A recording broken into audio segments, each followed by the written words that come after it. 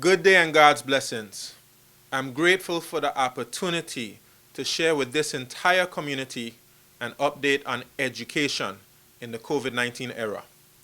Before I do so, allow me to recognize some precious souls who we have recently lost who have served the education system at some point. Reverend Idris O'Neill, who taught religious education at the then BVI High School, has gone away home, and I take this opportunity to extend heartfelt sympathies to her entire family, including the Minister of Natural Resources, Labor and Immigration, her son-in-law, along with the entire Virgin Islands community. The education system also lost a young, talented educator by the name of Shemaine Bruley. Let me express my condolences on behalf of myself and the ministry to her loved ones. I was also sad to learn about the passing of Mr. Derry Atkins, a former music teacher of the St. George's Primary School. Though Mr. Atkins passed in his native Guyana, he served for many years in the BVI and touched many lives on this soil. Also, close family members of former and current educators have also passed in recent times. I offer condolences to the following persons: Cecil Hodge on the passing of his mother, Katura Maloney; Marguerite Scott on the passing of her mother, Yolande Scott, who was also the wife of the late great educator, Carlisle Scott; and Hilroy George's stepdad, Norwell Cricky, who was also the uncle of Norma Cricky. I also use this opportunity to express condolences to employees within my ministry: Lete Garin on the passing of her father, John Reimer, who was also Lorna Stevens and Charlene Smith's great-uncle.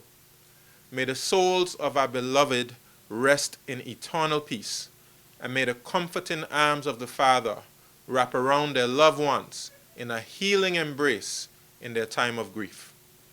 It has been about 9 weeks since Cabinet mandated that schools be closed due to the threat of COVID-19.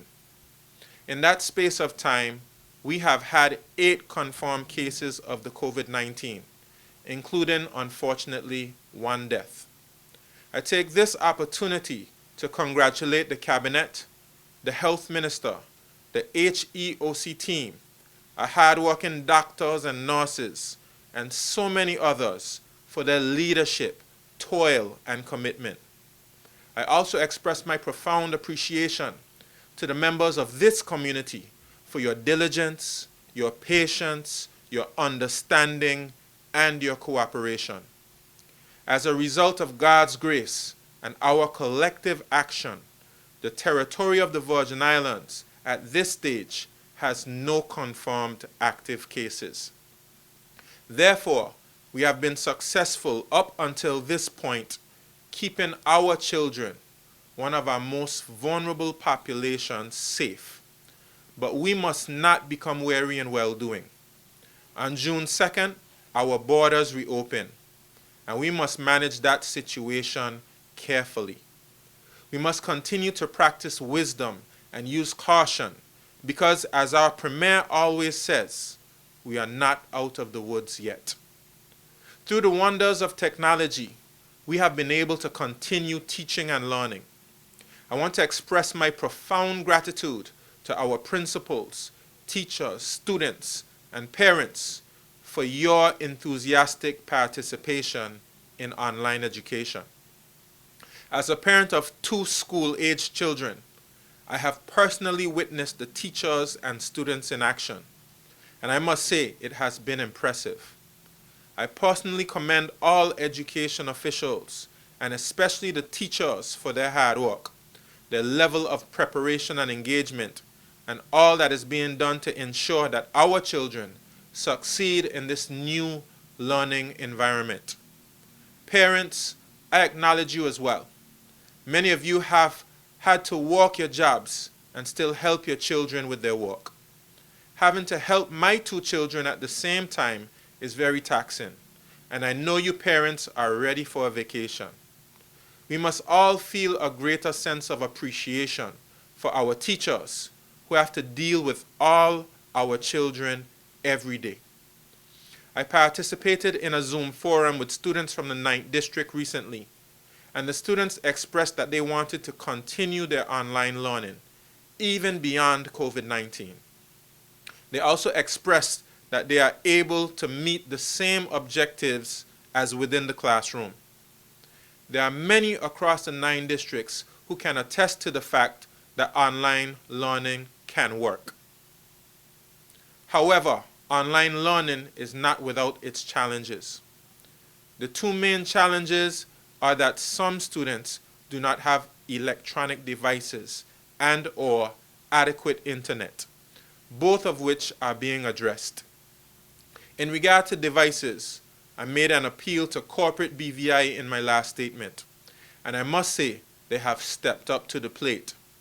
I speak here of businesses and organizations such as Quality Construction, donating 6 Chromebooks, Oil Nut Bay, donating 25, the BVI Football Association, 20 laptops, UNICEF, 50 laptops, Rotary donating 5 laptops to Ivan Dawson School and pledging to donate more to Joyce Samuels Primary School and the Alexandrina Primary School, and the expected 132 Chromebooks from Bitter End Yacht Club through Unite BVI, to name a few.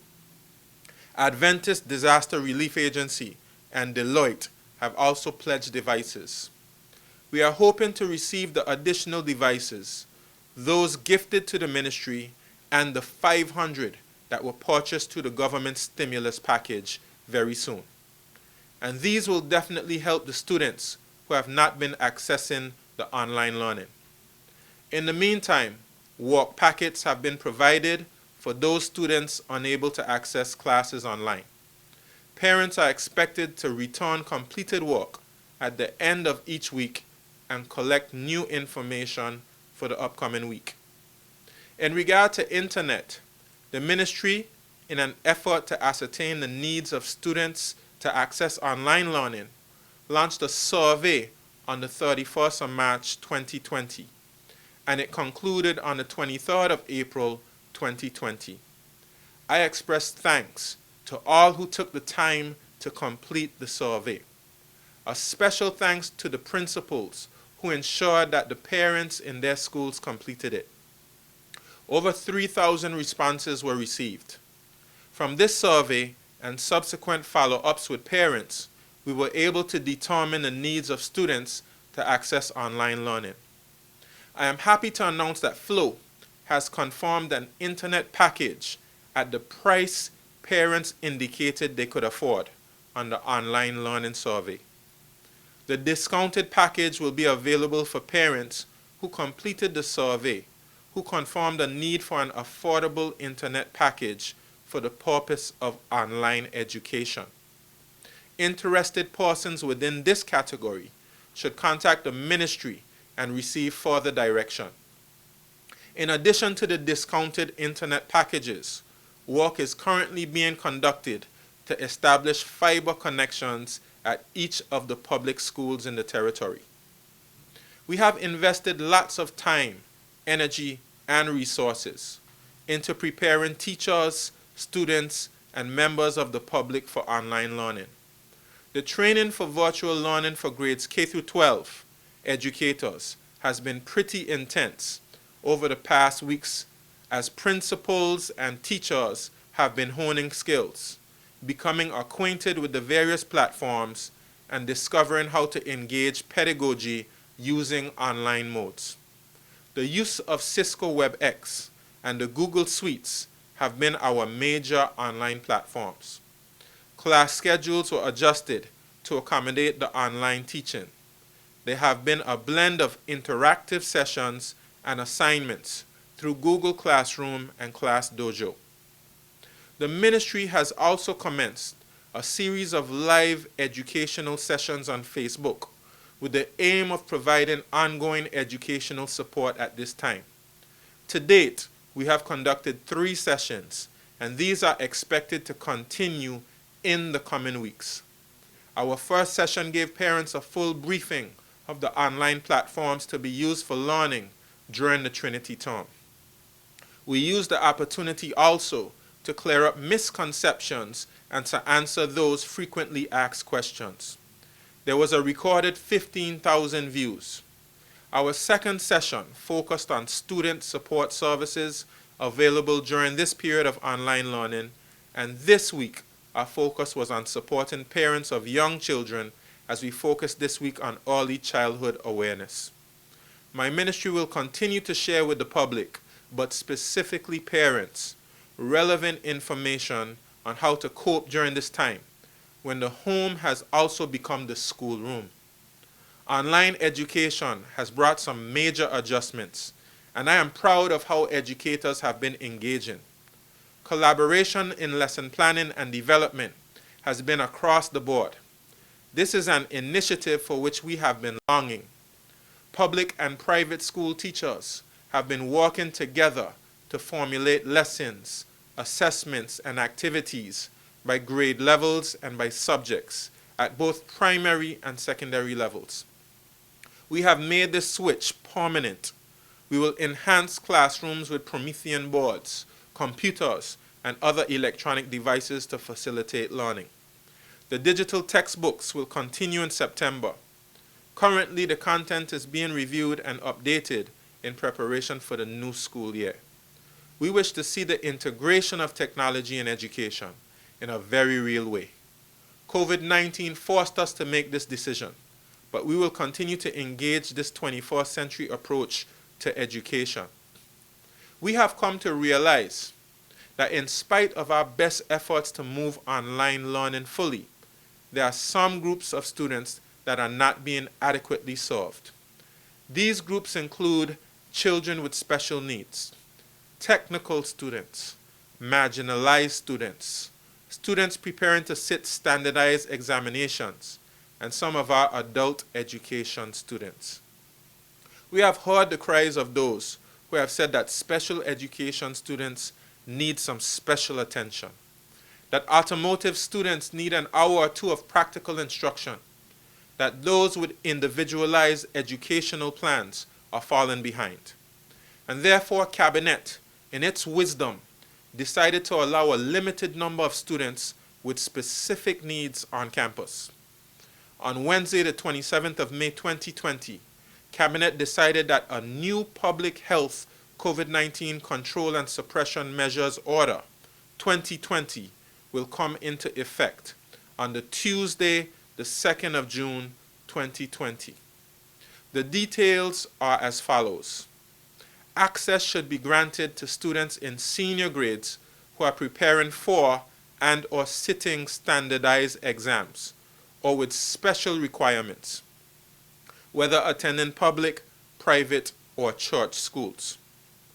Students should have access to classrooms on a staggered schedule to enable safe distancing protocols. Specific steps must be taken to ensure adequate social distancing and hygiene measures are adhered to, thus reducing the chances of disease transmission. Classroom equipment and tools, including desks, chairs, tables, and doors, must be properly disinfected between staggered sessions to reduce the chances of transmission among students and teachers. Schools should be inspected and certified by the Chief Environmental Health Officer prior to opening. I wish to stress that certification by the Chief Environmental Health Officer is required prior to the reopening of any educational institution for the categories listed. Therefore, in the coming weeks, the Ministry of Education will be working very closely with the Ministry of Health officials to implement Cabinet's decision. We realize that some parents will prefer that their children remain at home at this time. However, we need to ensure that the option for reopening schools in a phased manner is available for the categories of students mentioned. I cannot emphasize enough, as we allow this limited number of students to access our physical school structures, safety is our #1 priority.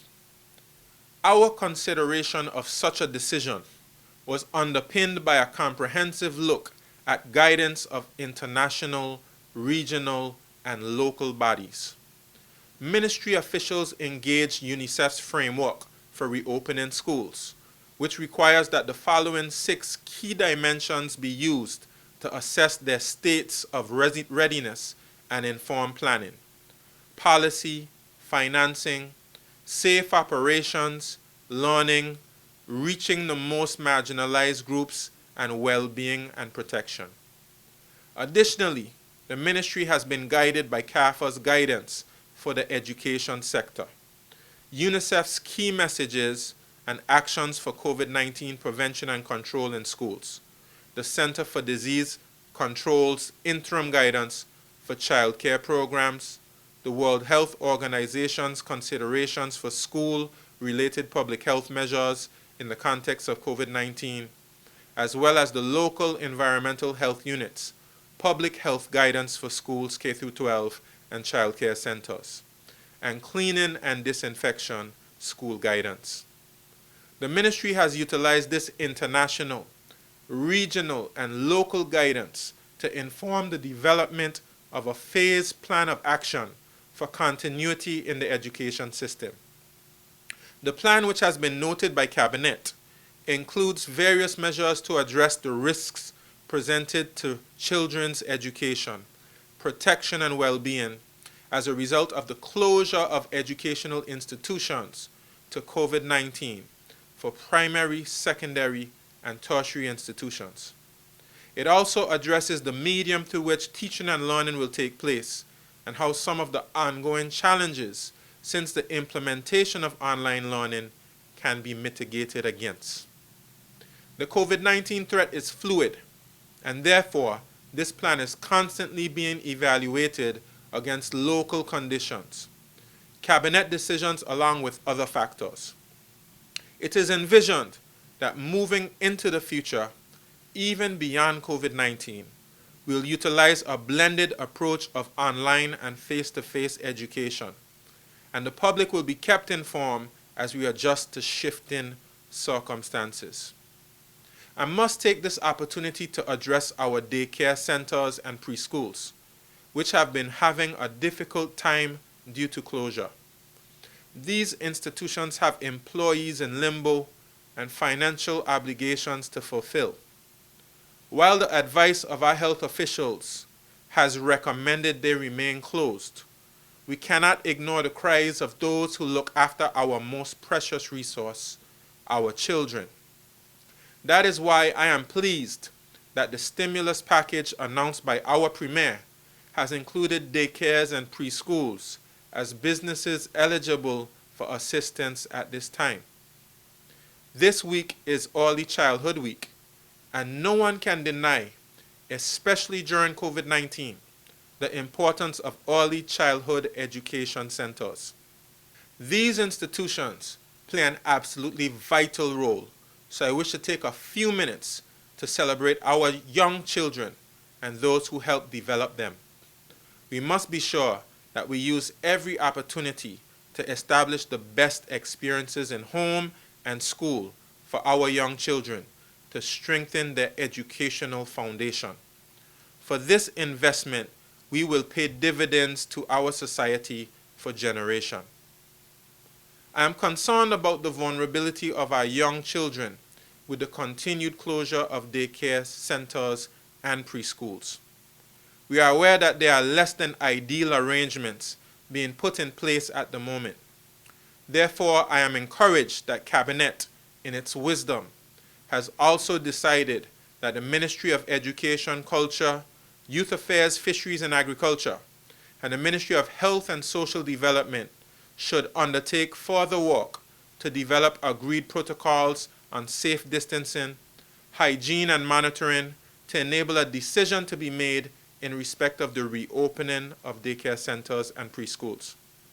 I therefore ask that daycares and preschools now engage my ministry along with environmental health in a dialogue on the specific steps required to ensure the safest possible environment for our children. I look forward to this collaboration as we develop a detailed framework for daycare centers and preschools for the consideration of Cabinet. I must also address two vital areas before I close: examinations and graduation. I have taken the decision to cancel key stage exams and the CPEA this year. This was a difficult decision to make, but I carefully considered the strain that has been placed on teachers, parents, and students in adjusting to online education. I also had to consider the fact that there are some young people who still do not have the tools to properly function. Though online education is working for many of our students, teachers have a challenge in ensuring students are always completely focused during lessons. Therefore, continuous assessment will be used as usual for promotion from one grade to another. This will include projects, investigations, book reports, quizzes, classwork, and kinesthetic assessments. These assessments will be dispersed throughout the term, and many have already been conducted.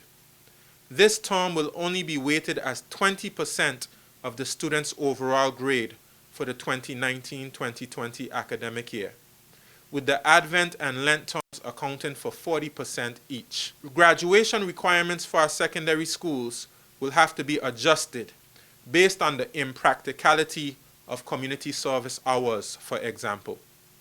Also, Cabinet has decided that all graduation exercises will be done virtually. This includes all schools, both public and private, no matter the level of student or the size of the class. This is being done to keep the population safe as we navigate this COVID-19 era. Further guidance on graduation requirements and ceremonies will be forthcoming in the near future. I will end the statement encouraging our young people to use good judgment when engaging in online learning. In a minority of instances, we have been receiving reports of poor behavior during online instruction. And I need to say that I will not tolerate disrespect for teachers and the other students. We have support systems in place for those who need counseling and other types of assistance. But we must have a high standard for conduct in our schools and society as a whole. I am therefore recommending harsh penalties for our most blatant offenders. I call on parents to engage with their children and support them in exhibiting appropriate behavior. We are living in serious times, but I am proud of the way we have adjusted to this new regular. Yes, challenges abound, but we have demonstrated our resilience in responding to the 2017 floods, Irma, and Maria. We are again demonstrating our resilience in response to COVID-19. And with God's help, we will continue to demonstrate our resilience as we navigate an uncertain future. I thank you.